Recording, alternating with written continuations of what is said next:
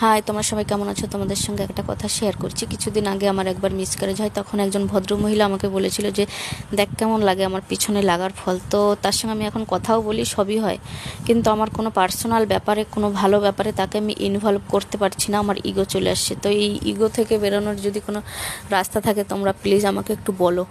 তো যাই হোক, ফোন খুললেই চারিদিকে শুধু দেখি খিচুড়ি আর খিচুড়ি। তো আমিও বানাতে চলে এলাম খিচুড়ি।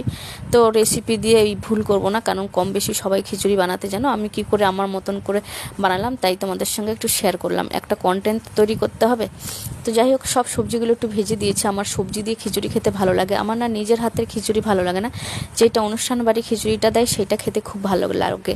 তো খিচুড়ির সঙ্গে আমি কী কী করেছি দেখো।